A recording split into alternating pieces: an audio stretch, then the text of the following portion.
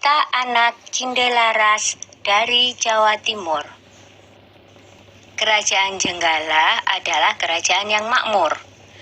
Namun, semenjak rajanya yang bernama Raden Putra memiliki selir, semua jadi berubah. Kerajaan yang tadinya tenang, kini selalu bermasalah. Selir raja yang iri dengan permaisuri menjadi dalang semua masalah tersebut.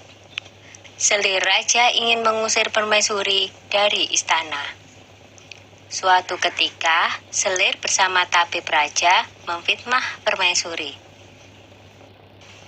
"Maaf Paduka, seseorang menaruh racun ke dalam minuman selir. Tidak ada pelayan Paduka yang berani masuk ruangan ini kecuali permaisuri," kata tabib dengan meyakinkan. Raden Putra sangat terkejut dan marah mendengar itu. Ia memerintahkan patihnya untuk membuang permaisuri ke hutan. Untunglah Sang Patih adalah seorang yang bijaksana. Ia sebenarnya tidak tega meninggalkan permaisuri yang sedang mengandung sendirian di hutan.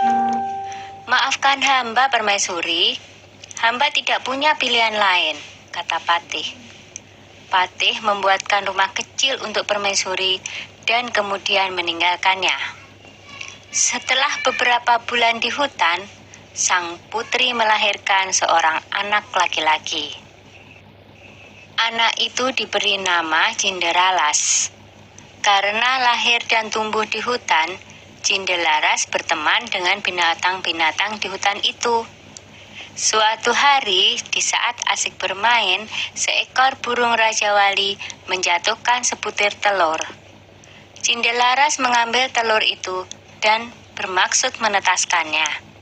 Tetapi secara ajaib, telur itu menetas menjadi seekor anak ayam. Cinderalas sangat menyayangi anak ayam itu. Kian hari, anak ayam itu tumbuh menjadi seekor ayam jantan yang gagah dan bersuara merdu. Kicauan seperti seekor burung yang tengah bersiul nyaring. Yang lebih mengejutkan adalah, setelah bersiul nyaring, ayam itu berkokok. "Kukuruyuk! Tuanku adalah Cinderalas. Rumahnya di tengah rimba, atapnya daun kelapa. Ayahnya Raden Putra." Cinderalas memperlihatkan ayam jantan itu kepada ibunya. Ibu Cinderalas yang mendengar kokok ayam itu akhirnya menceritakan asal-usul mengapa mereka sampai berada di hutan. Mendengar itu, Cinderalas bertekad mengungkap semua kejahatan selir raja ke istana. "Aku akan ke istana, Bu. Aku yakin kebenaran akan menang dan kejahatan akan mendapatkan hukuman yang setimpal." Setelah diizinkan oleh ibunya, Cinderalas berniat pergi ke istana membawa ayam jantannya. Dalam perjalanan, ada beberapa orang yang sedang mengadu kokok ayam mereka. Cinderalas kemudian dipanggil oleh orang-orang itu. "Ayo, kalau berani, adulah kokok ayam jantanmu dengan ayamku." "Ayam siapa yang paling keras suaranya?" tantang orang itu. "Baiklah," jawab Cinderalas. Ketika diadu, ternyata ayam jantan Cinderalas berkokok lebih keras. Ia mengalahkan semua lawannya satu persatu. Ayam Cinderalas tak terkalahkan. Berita tentang kehebatan ayam Cinderalas tersebar dengan cepat hingga terdengar oleh Raden Putra. Raden Putra penasaran dengan kokok ayam milik Cinderalas. Ia menyuruh Hulu Balang untuk mengundang Cinderalas ke istana. "Hamba menghadap Paduka," kata Cinderalas dengan santun. "Anak ini tampan dan cerdas. Sepertinya ia bukan keturunan rakyat jelata," pikir Baginda begitu melihat sosok Cinderalas. Raden Putra menjelaskan maksud hatinya mengundang Cinderalas ke istana.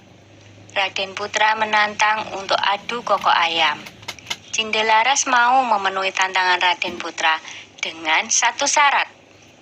Jika ayamnya kalah, maka ia bersedia mengabdi mengurus ayam Raden Putra seumur hidupnya. Tetapi jika ayamnya menang, maka setengah kekayaan kerajaan menjadi milik Cindelaras. Raden Putra menyanggupi tantangan Cindelaras. 2 ekor ayam itu mulai berkokok.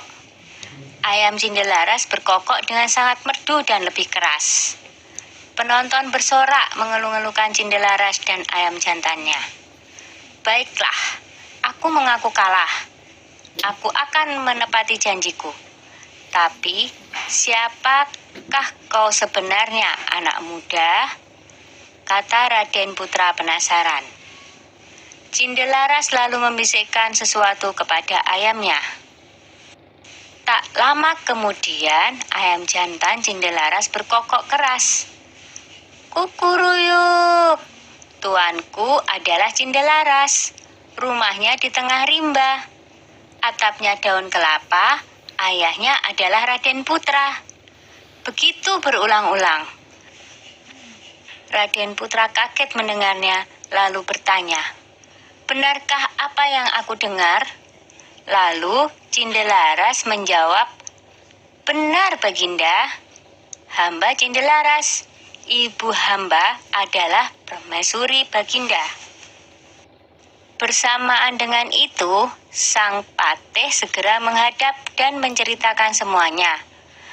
Aku telah melakukan kesalahan, kata Baginda Raden Putra. Aku akan memberikan hukuman yang setimpal pada selir dan tabibku yang bersekongkol dengannya. Lanjut Baginda dengan murka. Kemudian selir pun dibuang ke hutan. Raden Putra memeluk anaknya dan meminta maaf atas kesalahannya selama ini. Raden Putra dan hulu balangnya segera menjemput permaisuri di hutan. Akhirnya, Raden Putra, permaisuri, dan Cindelaras berkumpul kembali. Setelah Raden Putra tiada, Cindelaras menggantikan kedudukan ayahnya dan memerintah dengan adil dan bijaksana. Dah ya cerita Cindelarasnya. Jumpa lagi.